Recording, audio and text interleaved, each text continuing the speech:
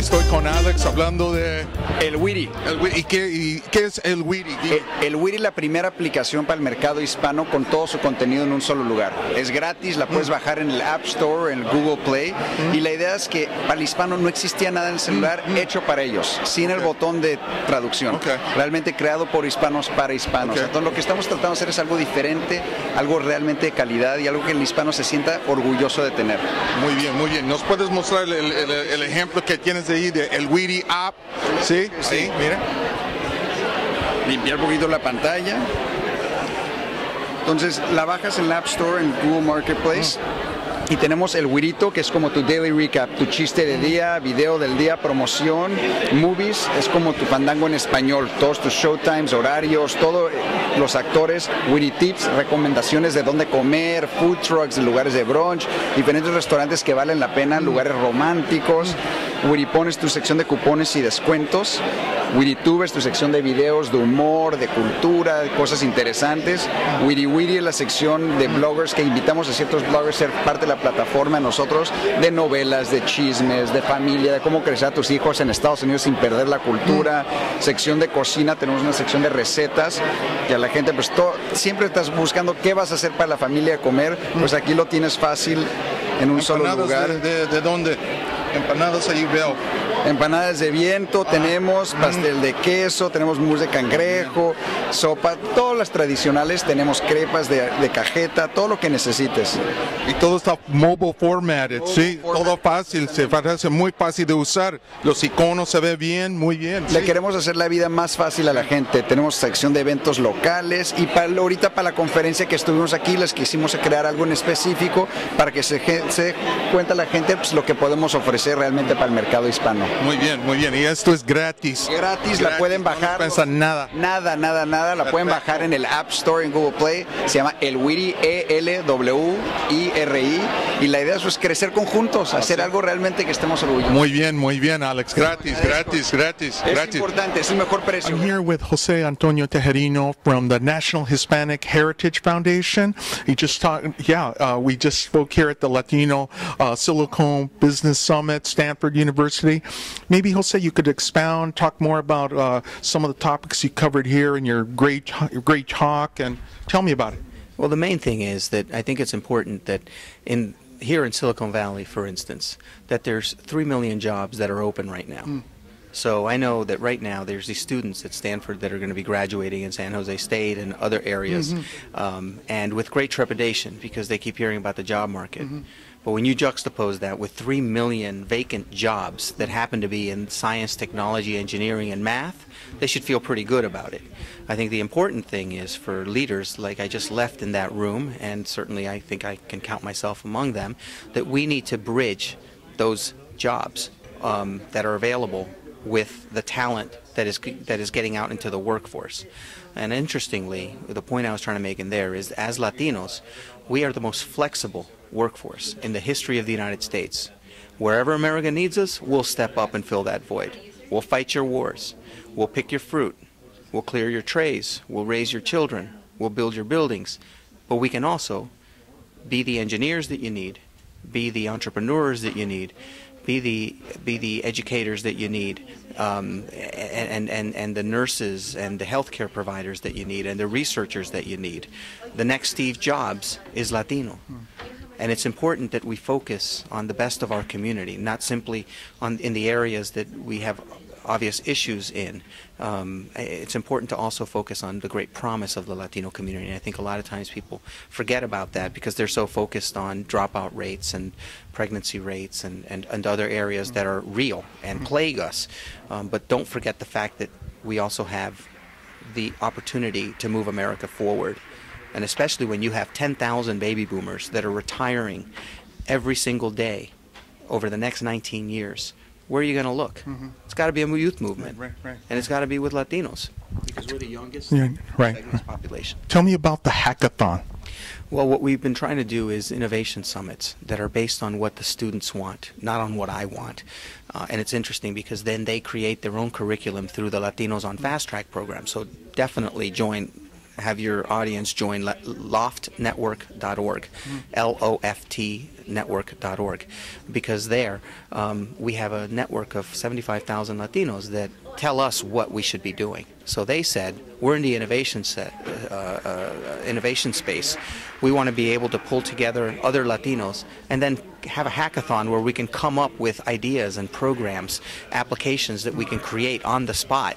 And I had never heard of it before, and I watched them do it, and it just sat there for hours, and it's competitive. And it's pretty remarkable because they came up with social solutions, educational solutions on the spot. Hi, I'm here with Alicia at the Latino Silicon Business Summit. I'll let her talk about her experiences, entrepreneur, her achievements. What does it take to succeed in the 21st century marketplace? I think one of the most important things it takes to succeed is to follow your own rules. And because the other rules that we used to follow no longer work. It used to be that you go to school and get the best education that you can, and you try to get into the best school, and then you get a job, and that job was supposed to be guaranteed. That doesn't exist anymore. So it's not to say that you don't want to get an education, but you always want to be thinking about what is the education going to get you? What's the ROI, return on investment, that you're going to make? So if you're not going to go to one of the #1 schools, like a Stanford or Harvard or Yale, then think about the cost of the school that you are going to and whether or not that cost is going to be worth it in the end, meaning what's the job that you're going to get in the end. So I don't think enough of our community, the Latino community, is thinking critically about education and how it's going to work in their life and pay them back. Let me ask you about return on investment. Is it worth it for somebody to major in like political science, sociology, those liberal arts, humanities degrees that you and I know probably lead to nothing or maybe unemployment? What do you recommend then? I think you should study whatever you're most interested in, because you could be most interested in political science, and if you're really interested in it, you'll have a passion around it, and that passion will drive you to make something happen. What people need to understand, or what younger individuals need to understand, is what you major in is not necessarily what you're going to end up doing. So you should really, really just focus on what it is that you really want to do. Okay, last question. Attributes of an entrepreneur. What do you see? Maybe your 3 quick attributes of an entrepreneur. Wow, an entrepreneur is really a survivor. So I came from some rough upbringing, and I didn't really have, parents who could pay for school, and didn't come from money. And because I had that survivor background, it really helped me in entrepreneurship. I was resourceful, which is one of the main things that you have to be. I was also outspoken, which is really important in terms of leadership, and actually, frankly, very organized. Excellent. You were persevering, persistent. Persistence is very key. Yeah, you have to keep getting up and going. Keep getting up going. Well, pues eres un ejemplo para la comunidad. Alicia aquí hablando de título de Stanford, el título y sacó su JD, o sea que abogada de derechos aquí en Stanford. Gracias, Alicia. Yeah. Okay. Tony, you talked about some financial issues here during the Silicon Valley Latino Summit today. What were some of those topics, just to review, and what you thought were important, etc.? Well, I think we talked about leadership and the importance of integrity and how critical it is to success.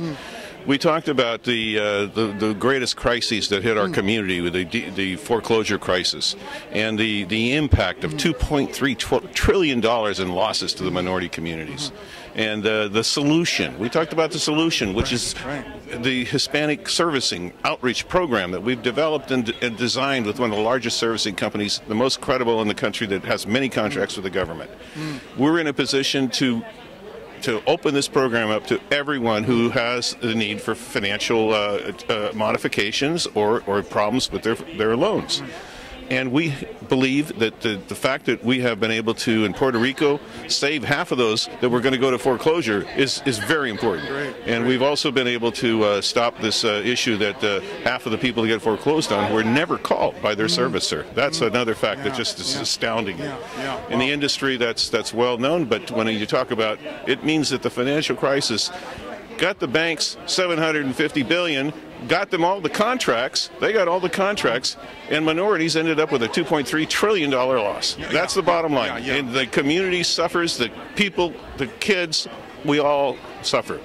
Let me ask you something about financial literacy. You brought that up. What are also, the issues of importance in the Latino community, financial literacy?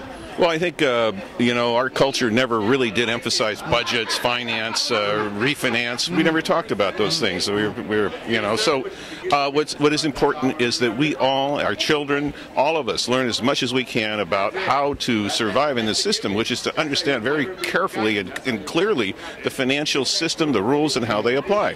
How do you qualify for a loan, and how do you save your home from foreclosure? Our people don't know that. And we're least prepared for that kind of thing. Right. It's a very serious crisis when it happens. And so training programs, community programs, college programs, educational programs, high school programs, they should all be instituted. We're putting on free clinics as well. That's what we need to engage in, and we need to do this through communication, which is exactly what you're doing. Wow. Oh, yeah. Okay, so I'm here with Tony Quintero, saving millions of homes, doing a great job here. Super presentation. I learned a lot just sitting there, just saying, wow, man, this is a man, tremendous knowledge and background. We need more people like Tony Quintero. Thank you, Tony. Thank you. Well, today the highlight was honoring Dr. Jerry Porras. He received the Lifetime Leadership Award. This is the 3rd annual Leadership Summit. The inaugural one was at Sand Hill Road, and last year we moved it here to Stanford, one of the top meccas globally.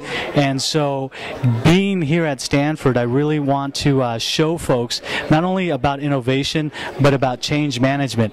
And today, in honoring Dr. Jerry Porras, that was the tip of the iceberg to show not only the Latino community but others that want to work with us, that we have to work together versus work against each other. Yeah, absolutely. Collaboration, work, community. Yeah, Frank. Anything else you can talk about on the summit today? Any of the topics you found interesting? Well, we had 2 different panels. We had a morning panel on finance and also leadership and responsibility, and then the second panel in the afternoon was an all-women's panel on Latinas breaking the glass ceiling. And what resonated with many of the people in the audience were that at the end of the day, we all have that common thread where we can't be fearful. We really have to take risks. And in order to take risks, it also has to be working together and not only mentoring each other, but taking responsibility of being a pillar in the community. Wow, great. And that's Frank Carbajal. Your company is? Es Tiempo. It's time. It's time.com, estiempo.com? Estiempo.com. Great. What is Hispanic-Net? Hispanic-Net is a Hispanic business and professional organization, national, 5,000 members, based in Silicon Valley. We foster leadership and Hispanic entrepreneurship.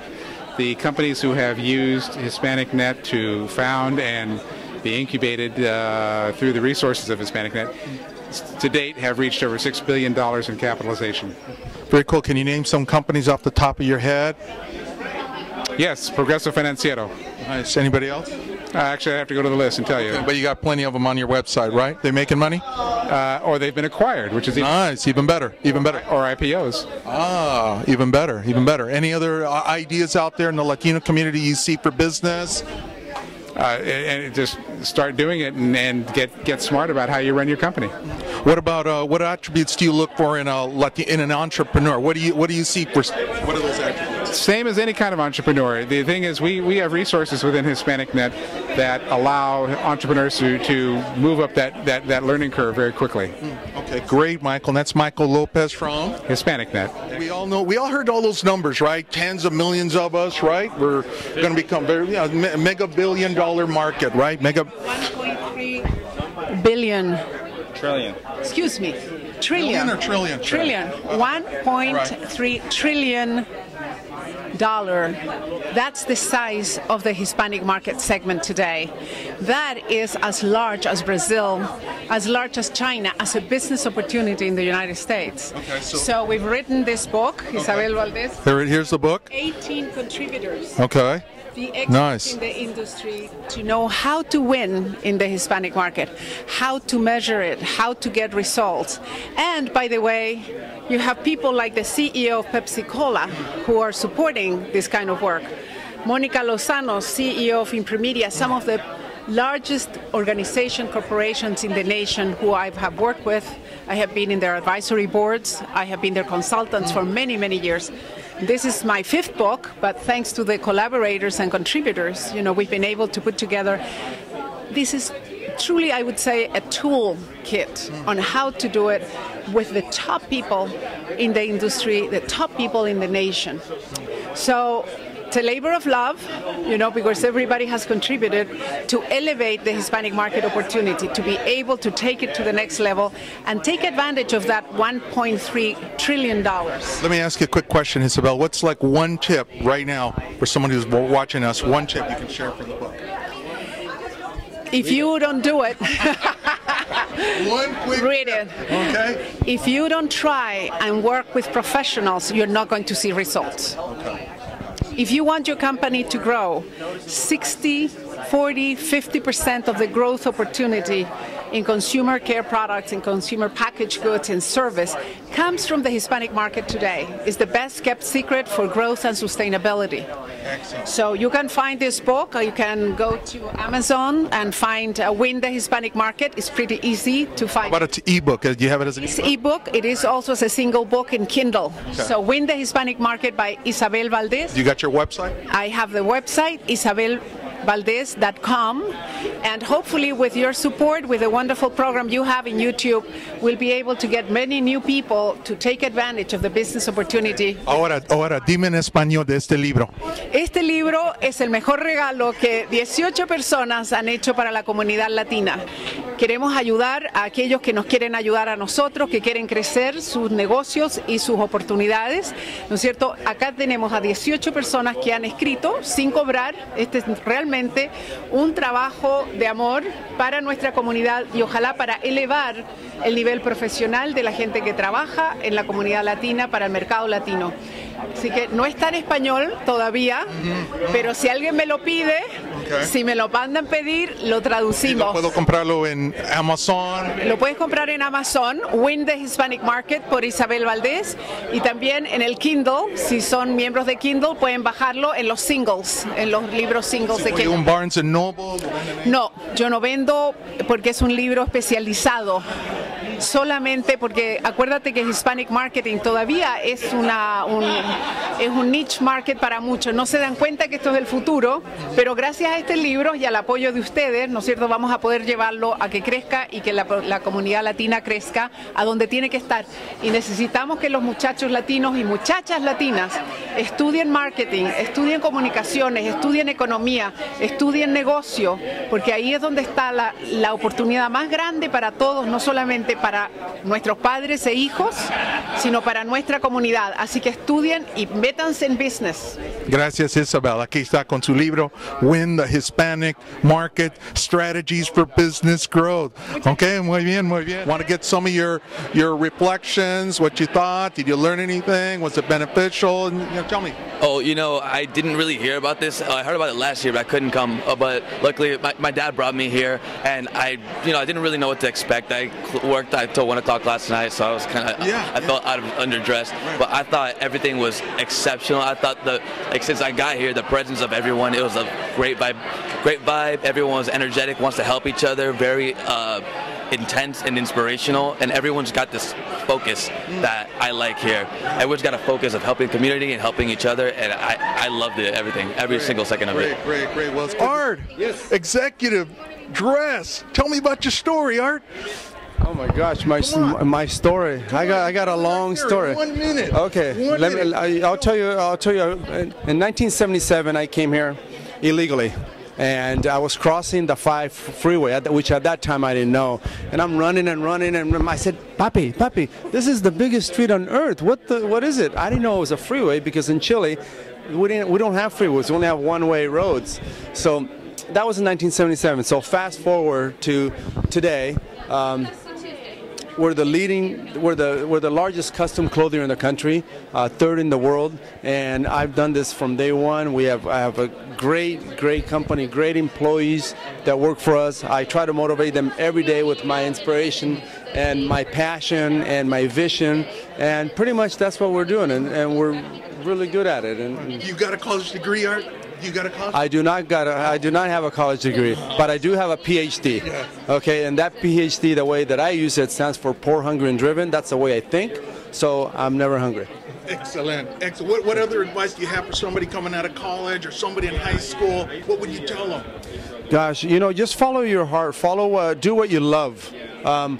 It doesn't matter what it is. I tell people, you know what, I love people, and I tell people that I'm in the relationship marketing business, and clothing happens to be my product, and that's what puts everything together. And doing that, I feel like I don't work. Really, I don't work because it's imagine doing something that you really love. I don't feel like it's work. I go home and I still work. Am I right? Okay, but to me, it's because I'm learning, and I learn every single day.